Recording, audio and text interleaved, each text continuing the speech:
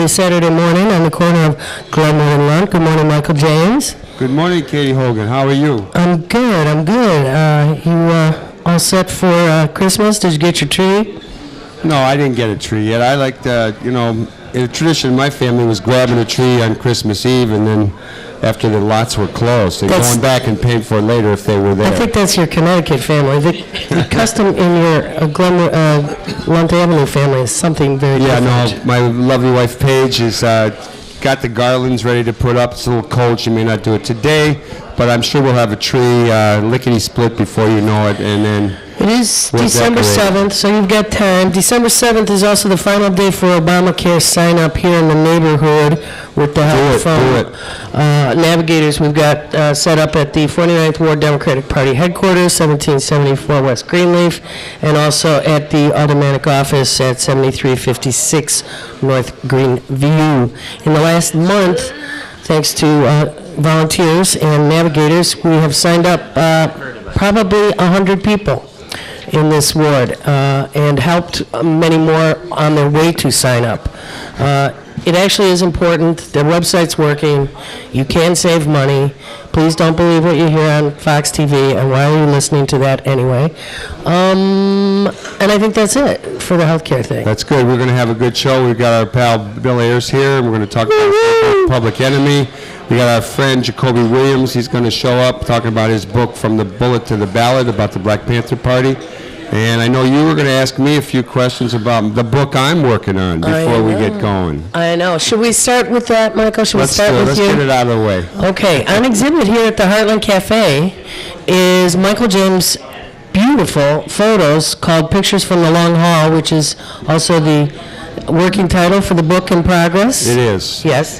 The pictures are up starting, well, they're actually, half of them are up right now, but the opening is December 11th. That'll be this Wednesday. We hope you all show up. And I got a little announcement. Pete Wolf, who's been on the show, he runs the In One Ear Poetry on Wednesday nights here at the Heartland, has a long history in the neighborhood. And he asked me if I would read from the book in progress. So the pictures are up, and this Wednesday at the end of the opening, closer to 9, a little bit after 9, I will spout some words about traveling across country in a 40 Ford coupe and getting pulled out of a wrecked car on Highway 101.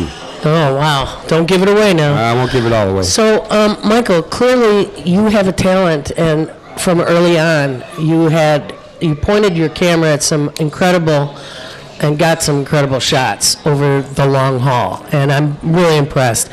What did you know you were taking good photographs when you were taking this? I hadn't the slightest idea. I actually started taking pictures a lot during high school of hot rodding and custom car events in New England and around at drag races, and I had a couple of things published in Rodding and Restyling magazine and in Drag News. Those negatives of those years, which would really be special, are they burned up in the car, I believe, back in 1960. At least when we cleaned out my parents' house, we didn't find them. So I started, you and I have taken in a new majority partner at the Heartland, Tom Rosenfeld, and I started right away working on this photo book. And Thorne Dreyer at the Rag blog down in Austin, Texas, I had sent one of the Mole Lake Massacre, which was, I had some Menominee Indian kids on this monument while we were visiting their dad, who was incarcerated up in Wisconsin. And when I sent that picture, he asked me to flesh it out a little bit. I was saying flush it out, but the word is flesh it out. And actually, that was a picture of where the Sioux had invaded the Chippewa territory 500 years ago, trying to take over the rice beds. And so I told that little story, and also talked about our friend Dwayne Teller, who, when they took over the Abbey up near the Menominee Reservation, he's the guy who ran through the woods with the news that they'd taken it over. And I wrote a little story, and once I did that, I couldn't do just a photo book. I said, I want to follow, like my friend Bill Ayers here, do some kind of a memoir. And that's what's going on. I'm like totally engrossed, engaged in the writing. It's kind of thrilling when you get in a mood. It takes me a few days to kind of put notes together and figure it out, and then I start typing. And I am very fortunate to have perhaps one of the world's best editors, Paige James, who those people who are reading my stuff and like it, I got to give her some credit for what actually appears. I still don't know how to deal with past, present, future tenses. But I do have a political eye for the past, the present, and the future. At least you are here now. And I'm being too. Which is good, and I'm glad that I'm also glad you have Paige to help you. Before we get going, these pictures span 1961, starting with a photograph taken at near Cabrini Green Projects. I was with a Christian ethics class from Lake Forest College. And then it goes on through Easter morning in Lake Forest, Mexico. I've got John F. Kennedy and a milkman, 2 shots from that. And it'll end with a picture of Barack Obama on TV, or on camera, when he was here at the Heartland in 2004. Excellent. Okay. I'm very excited, and it's a really well framed, beautiful. So far, beautiful show. I want to thank David Libman for helping to make this happen, because he helped pick out what he thought would be ones to put up, and he also really holds you to the grindstone about trying to get the grease off the glass and not have anything in between the picture and the frame, Details. And we love the details. Frames. These are not barnwood frames. They are picket fence frames from Oklahoma. Wow. All right, picket fence frames. Memoirs. Excellent. Good work, Michael. Listen, we had a big event this week, and I think we'll start off with Bill by saying blessings be to Mandela, our great hero of this age that we shared the planet with. It's gratifying to see people celebrate his life. It's gratifying to see people recognize his incredible gift of liberation to his people. It's to all people, I think. To all people is right. To all people is right. It's somewhat disconcerting to see some people who called him a terrorist be all mushy about him all of a sudden. So it's interesting to live long enough to see those kinds of changes. Speaking of which, hey, Willie, welcome back, darling. Have you ever been called Willie before? Many times, many times. Always by Katy. I didn't want Katy casting any aspersions, so to speak. Oh, Michael, that's Willie. It's an Irish family thing, okay? Great to see you both. Great to see you, Willie. too. And to be here in the Heartland, the amazing, legendary Heartland Cafe. It's actually looking pretty crisp and beautiful today. And there's Paige James, who was also my editor on an earlier book, and Bernadine Dorn. Yeah. And everybody, great to see you. Yeah, let's welcome boys to it. Let's hear it from the people out there. Round of applause. Yeah. Okay. All right. Yeah, they're out there. They're eating breakfast. Well, let's start talking about Mandela. Yeah. I mean, we could talk a lot about the book, but I'm more interested in... we'll just start talking. And if we start talking about Mandela, he clearly has been portrayed as a peacemaker, a civil rights guy, but he was obviously not only a freedom fighter, but he certainly employed whatever means were necessary, usually at the appropriate time. And I think that's a lesson that needs to be remembered and learned, that people may take action in one way and end up doing things in another way down the line. Your thoughts on Mandela and his passing, Bill? Well, I mean, like you and like all of us, I mourn and celebrate the passing of a great and good man who stood for liberation and never wavered. But there are two things about the American kind of response to it, and Katy hit on one of them, which is it's easy to love somebody when the struggle is not right before us. In other words, when it mattered most, Ronald Reagan vetoed the resolution out of the Congress to honor Mandela and to impose sanctions on South Africa. Yes, he did. And Mandela was taken off the U.S. terrorist list in 2008. That's hard to remember, but it's true. And when he came in 1990, he had to get a special waiver to enter the United States because the ANC was a banned terrorist organization. And Mandela said, coming out of, he said, I was a terrorist yesterday. I came out of jail. I was embraced by my comrades and also my enemies. And I tell people in other countries, just because you're called a terrorist because you fight for your people, don't give up. I mean, what the heck? These things change. But there's one other thing I would just note, because we can get carried away in a false direction. One is exactly as Michael said. If you want to read one, I mean, his book, Long Walk to Freedom, is a must-read. Everyone should read that. But in it, he talks about his years in prison and why he was was in prison. He was in prison, and his closing statement at the Rivonia trial is an extraordinary statement in defense of not only nonviolent resistance, which he was part of for years, but also taking up the armed struggle and building an army to overthrow South Africa, which he was in charge of. And that's what he was tried for, and that's what he defends in his statement in front of the court. But there's one other thing that I think all the South African revolutionaries have been stressing in the last couple of days, and that is it wasn't one great man that brought freedom to South Africa. It was a struggle that he was a part of, and Albie Sachs was particularly eloquent about this the other day, and he echoed something that Ella Baker always said about Martin Luther King, which was King didn't create the movement created King. And that's an important thing for us to remember. It's not one good man with courage and vision. It's the ability to pull together a movement that can really change the world from the bottom up. I Amen. would like to just a little bit more on the people being labeled terrorists. I think we have a situation in this country where people are arrested, put into trial courtroom situations, labeled terrorists because they're basically working to change things. We have a number of people, including Josh Losbaker, and people who protested at the Republican convention back in, 2004, and they That's Joe Losbaker. Yeah.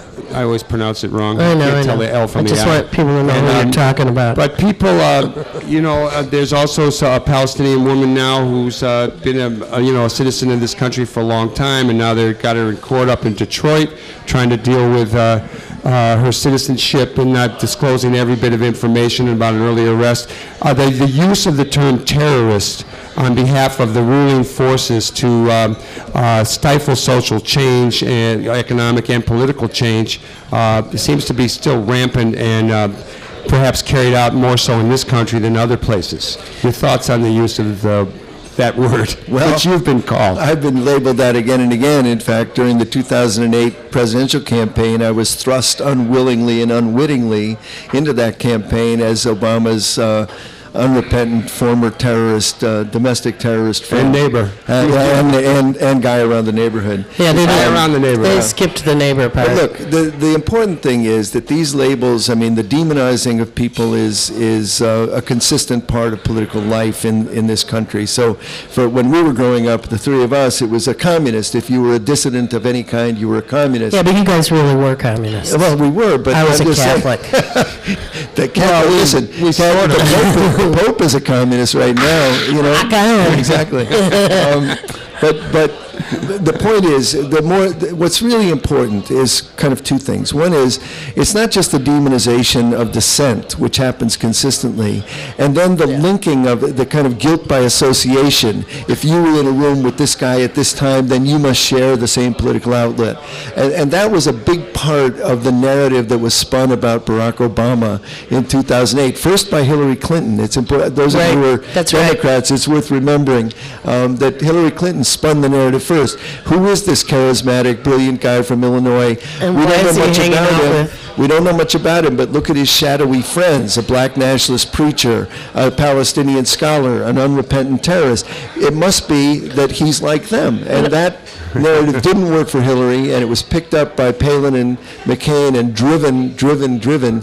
I love Palin's deathless phrase, palin around with terrorists. And that was defeated with McCain and Palin too. But just a quick word, the second thing I'd like to say about terrorism is if you develop a consistent definition, if you have a coherent and consistent definition of terrorism, and I think, pretty much we could say terrorism is attacking people to spread fear and panic, to try to, enact a certain agenda, but the targets are never just the people who are hurt. It's always a broader audience that feels that it could be hurt by these people. And if you accept that as a beginning of a definition, then you would say not only political organizations, but cults, religious sects, individuals, and governments, states, can commit terrorism. And if you look at the last 100 years, the main perpetrators of terrorism again and again are states and governments. So let's just take our formative years. The United States waged a war of terror against Vietnam. That was the war. When John Kerry came back from Vietnam and said to the Senate, we commit war crimes every day, not as a matter of choice, but as a matter of policy, that shook the country up. But that's a pure statement about a terrorist war that our government engaged in and that we tried to stop. Yep. Every We day. might still be engaged in some terrorist Well, wars. there's no question. What are drone strikes if not acts of crimes against humanity? I mean, look, we can look at something like the World Trade Center and the Pentagon, 9/11, and we can say those were acts of terror without a doubt. Those were crimes against humanity, but the response to those crimes against humanity were escalating crimes against humanity, and we can't be such chauvinists and such kind of nationalists and patriots that we Jingoists. say, well, when we do it, it's all good because our hearts are pure. When they do it, it's terrorism. No, it's terrorism pure and simple, whether our government does it or another government does it. And frankly, as citizens of the United States, our responsibility is our government. Let's get busy and stop it. Can I like, there's applause for that. Yeah, sure. The other piece in that narrative that you just laid out is the eventual piece, and I recall this back in the day when we ran Harold Washington for mayor, is the request by the press or whoever for you to disavow those people, for Barack Obama to disavow you, to disavow Jeremiah Wright.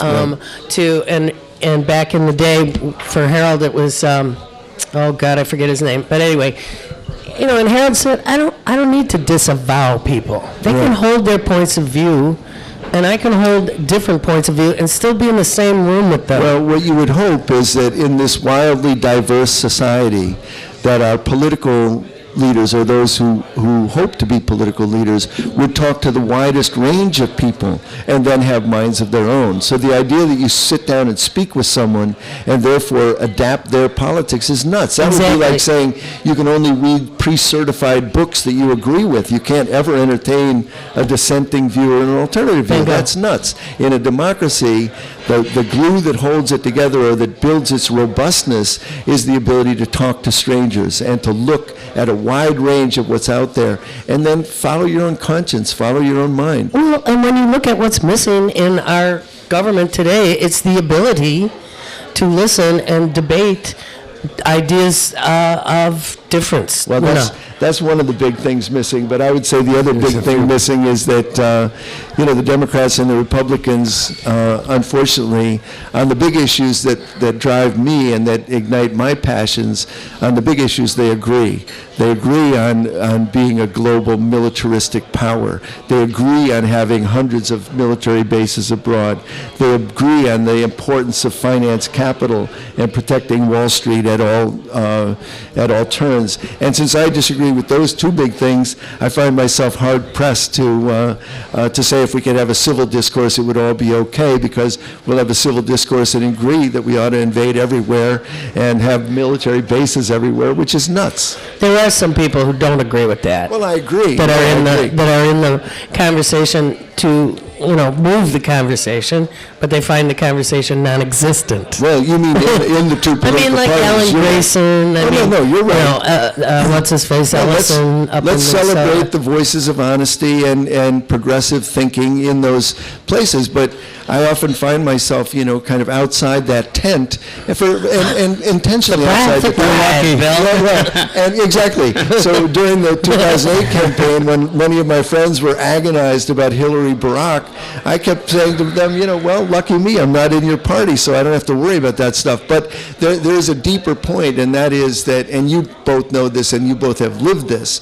When we look even a cursory glance at history, we recognize that Lyndon Johnson might have been passed the most far-reaching civil rights legislation since Reconstruction, but he was never part of the Black Freedom Movement. Right. FDR was I know never I was part bent of... out of shape when he said, we shall overcome. Yeah, exactly. and FDR was never part of the labor movement, and Lincoln never belonged to an abolitionist party. Those three presidents are remembered for great things because of fire from below. Right. They were responding to social movements from below. And since we don't have access to the sites of power like the White House or that auction house called the Congress, since we don't have access to those places, but we do have access to this space right here, which is a vital public space, to independent bookstores, to classrooms, workplaces, neighborhoods, communities, we ought to be spending our time organized in the power we have access to, rather than worrying and wringing our hands about the power we don't have access to.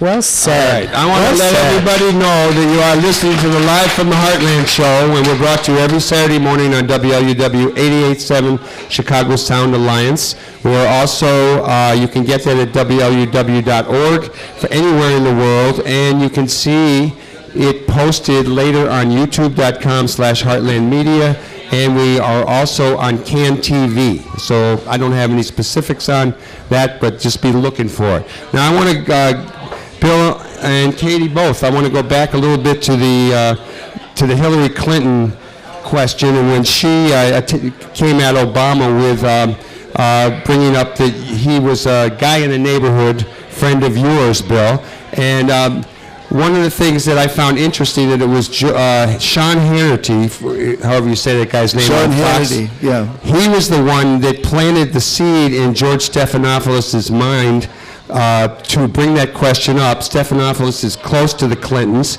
and what I was trying to think back, what was her involvement earlier? Wasn't she a law student involved in helping to defend the Black Panther Party up in New Haven, Connecticut? Yes. And when Alex Raxley was either killed or a spy or something, it just passed my mind. Can you shed any light on that? Well, it's true that when Hillary Clinton was young, she was involved at Yale Law School in defending the Panthers, in defending Angela Davis, and a lot else. And she went to California. I never hear that about her. No, but it's true, and it's nothing to be ashamed of. From our point of view, it's something to embrace and be proud of. Just like we want John Kerry to embrace that statement he made in front of the Senate in the late '60s, rather than to run from it. And running from it, I think, is to his great shame. So yeah, she was involved in that stuff. But you're right. Stephanopoulos brought this question to Obama during one of the last debates between Hillary Clinton and Barack Obama, and we had seen this thing, Bernadine and I and our kids had seen this thing percolating in the right-wing blogosphere, but we didn't expect this quite like this. And I'll just tell you a quick story. I had my doctoral students over to our house for a seminar, which I often did, and there were about 12 of them in the house having seminar, potluck dinner, and we were cleaning up, and one of the kids, who called herself a political junkie, flipped on the TV as the debate was winding down. And Stephanopoulos was hitting Obama on his relationship with Jeremiah Wright when the TV went on. And then he bore down on me and my students, so he turns the subject slightly and he says, what about this guy William Ayers? Your campaign has said you're friendly, and you had a fundraiser in his home, and he goes on like that. My students were so floored, they fell on the floor, one with their hands covering her mouth. Obama went on to say, well, he's a guy around the neighborhood, a professor, but you can't hold me responsible for detestable things he did 40 years ago. And at that point, my students just cracked up. One of them turned to me and said, oh my God, that guy has the same name as yours. And why would she know? She was 28 years old, right? And then somebody else said, but that's because it is him. That's when the kind of surrealness of the campaign began, April 2008 for us. We had Barack Obama here in 2004 when he was running for the Senate. And don't tell anybody. No, I love it. 2005. Okay, well, you sure? Yeah. Oh, I got to correct the thing. Anyhow, I'll go into that detail. But I remember the first time I ever saw Barack Obama was actually at your house, you and Bernie's house. And it was... The legend continues. It was some kind of an event. It wasn't that fundraiser. And I remember I didn't want to meet him or say anything to him because he was running against Bobby Rush from the Black Panther Party for Congress, and that's the only race he ever lost. And so I just, I remember passing him, he kind of walked by and said, I don't want to talk to this guy. And then later, I did get to speak to him here on Live from the Heartland. Let me just say a quick word. Let me interject right there. It is true that Barack Obama was also a guy around the neighborhood, and he made his way to places like the Heartland, and he made his way to many different places. It's also worth remembering, since you brought up Bobby Rush, that this week not only do we see the passing of Nelson Mandela, but this is the 44th anniversary of the murder of Fred Hampton. Yeah. A singular event that impacted, and Mark Clark, a singular singular event that impacted Katy, Michael, me, Bernadine, and many of our generation, because this was the face of American repression, American kind of repression in its fullest expression. And it really changed us, I think, that moment. And it was 44 years ago this week. Yeah, exactly. I want to just first ask a question, just talk a little bit more about race. I one time met my son, who I named Jesse James, thinking that Jesse James was a good outlaw who stole from the rich and gave to the poor. I read a book called Jesse James, The Last Rebel of the Civil War, and it basically debunked that whole thing. It talked about a guy named Edwards, who was an editor of a paper down in East St. Louis, or in St. Louis, and how they kind of shaped Missouri to look like a Confederate state, even though it was in the Union. It did have slaves. But Jesse James's family was not only slave owners, a minister.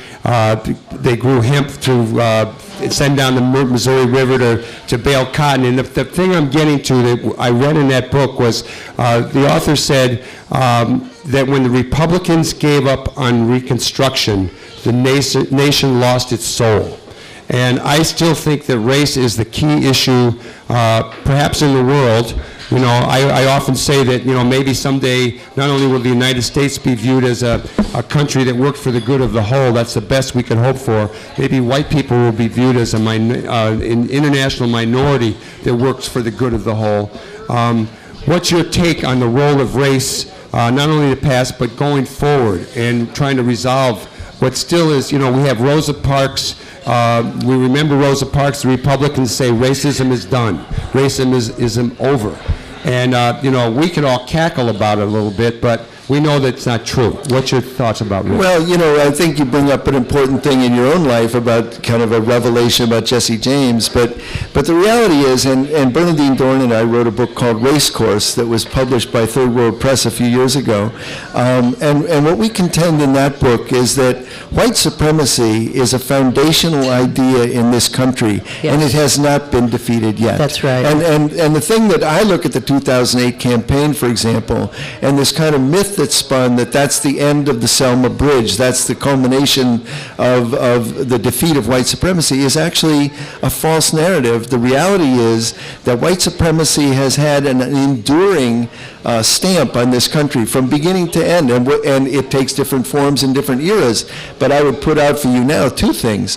One physical, structural, and one kind of in the cultural, political world. Physically, structurally, mass incarceration is today's expression of white supremacy right now. And the bizarre thing about it, and Bernadine has been on a campaign about this for the last several years, but the thing about mass incarceration is that it is as much a defining feature of contemporary America as slavery was a defining feature in 1850. Amen. You may not see it, it may not put itself right in your face, but neither did slavery for most people, certainly in the North. So the reality is, that's one expression. And let's talk about a cultural political expression. Yes. The defeat of the Voting Rights Act, the Supreme Court eviscerating the Voting Rights Act last summer, was a perfect example of that they never mean their withdrawals. We can struggle. And those of us who fought for voting rights should have never let up. We should have never stepped back. We should have been pushing it further. Some of us didn't. No, we should have been pushing it further. We should have said, not only are we opposed to felony disenfranchisement, we want ballots brought into the prison so prisoners can vote. Why not? Why not extend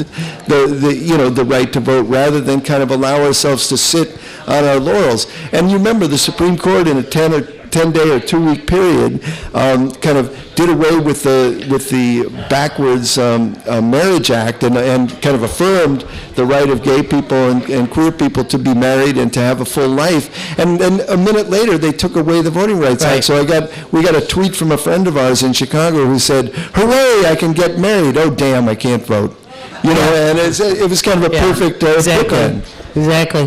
What I know that we do have our second guest showed up, and we're going to cut this. That will be Jacoby Williams. Now, we got another 10 minutes here. But two things. One, the Kennedy family, in the person of the guy who lives in Chicago, basically stood in the way of you getting your professor tenureship or something? no. What- English professor. No. All that I have. What is it, Bill? Okay. What do you have? At the end, when I retired from the University of Illinois at Chicago, after, almost 3 decades there, I was already a senior university scholar and a distinguished professor.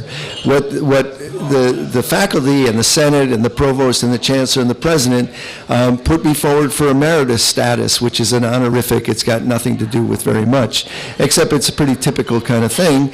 And they forwarded it to the board, and the chairman of the board of trustees, Chris Kennedy, turned it back. Unprecedented in Illinois history. So I was the first person turned back, recommended by the president. And, you could make a tempest in a teapot about it. It didn't seem to me like a very big deal. It meant I couldn't keep my parking pass. So the parking, some kid in the parking office called me and said, "Hell with those guys, I'm going to renew your parking pass." Shit like that. I mean, it was not a very significant or serious thing, but it was, the only way it's significant is that it's an example of, in academia, the ways in which the bean counters and the administrators think that they can kind of take over and run things, and that's a mistake. Tenure, those kind of decisions are decisions of a faculty, not of an administrator. I was thinking, as we were talking about Nelson Mandela, about the reconciliation process that they engaged in South Africa. And I think I would like to use that as a bit of a springboard to going forward about where you think we should go as activists, as a nation, etc. And some of the things I'm concerned about are, the role of whistleblowers, the next generation of activists, in your book, and all of us know that capitalism says it needs to expand, and first they did it to third world countries, and now they seem to have turned and are taking it off the backs of people already in a difficult situation here in this country. So talk about the future. Let's talk about the future, where we're going, and what's good and what's bad, what are the challenges. There are more of us out there doing good than ever, so give us some direction. I don't know if I have any direction, but I do think this notion of truth and reconciliation is an important notion. And one of the things we should note is that we have a lot of folks in jail, including folks from back in the day who are still suffering. David Gilbert and Leonard, and we should.